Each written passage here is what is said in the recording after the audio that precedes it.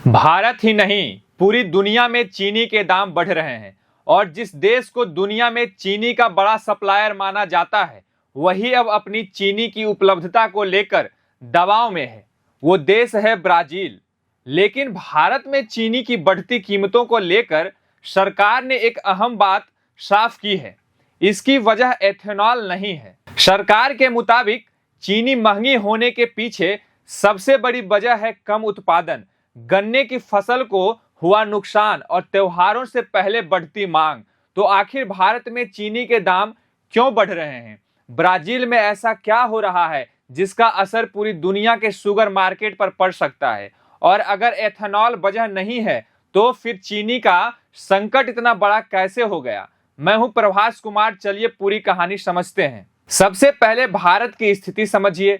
सरकारी आंकड़ों के मुताबिक 20 जुलाई को देश में चीनी की औसत कीमत करीब 48 रुपये 18 पैसे प्रति किलो थी। लेकिन 20 अगस्त तक यही कीमत बढ़कर करीब 55 रुपये 70 पैसे प्रति किलो पहुंच गई। यानी सिर्फ एक महीने में चीनी करीब 7 रुपये 50 पैसे प्रति किलो महंगी हो गई। अब सवाल है, इसके पीछे वजह क्या है? सरकार के मुताबिक इस बार देश में चीनी का उत्पाद उम्मीद से कम रहने वाला है।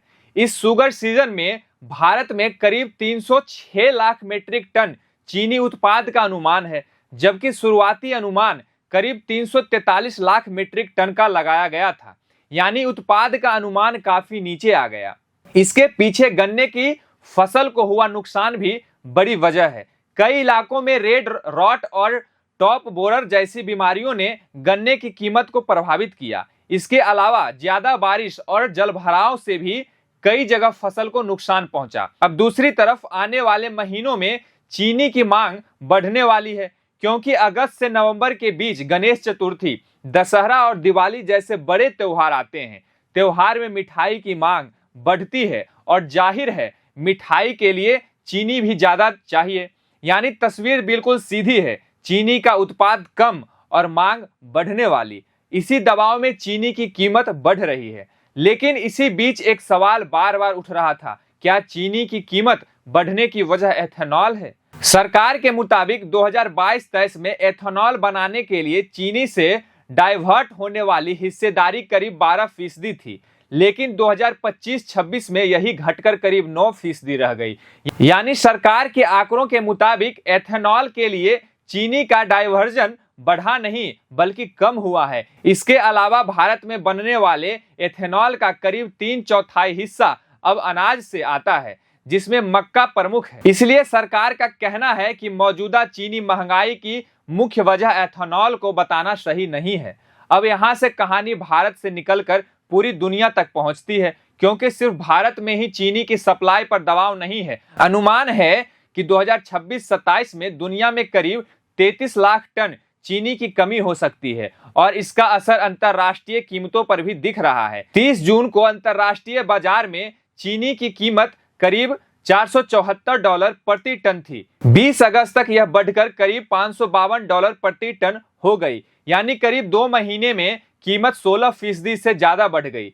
अब इस पूरी कहानी में ब्राजील को समझना बहुत जरूरी है। ब्राजील दुनिया के सबसे बड़े गन्ना उत्पादक देशों में है। दुनिया के कुल गन्ना उत्पादन में ब्राजील की हिस्सेदारी करीब 24% है, जबकि भारत करीब 16% के साथ उसके बाद आता है। और ब्राजील की खासियत यह है कि वहां गन्ने से सिर्फ चीनी नहीं बनती, एथेनॉल भी बनाया जाता है। अब अगर ब्राजील में गन्ने का ज्यादा इस्तेमाल एथेनॉल के लिए होता है तो चीनी बनाने के लिए उपलब्ध गन्ना कम हो सकता है। और ब्राजील दुनिया के सबसे बड़े चीनी निर्यातकों में है, इसलिए वहां चीनी का उत्पादन या निर्यात प्रभावित होता है। तो इसका असर सिर्फ ब्राजील पर नहीं पड़ता, दुनिया के दूसरे देशों में भी चीनी की सप्लाई पर दबाव बन सकता है। ब्राजील ने पेट्रोल में अनिवार्य एथेनॉल मिश्रण की दर भी 30% से बढ़ाकर 32% कर दी है।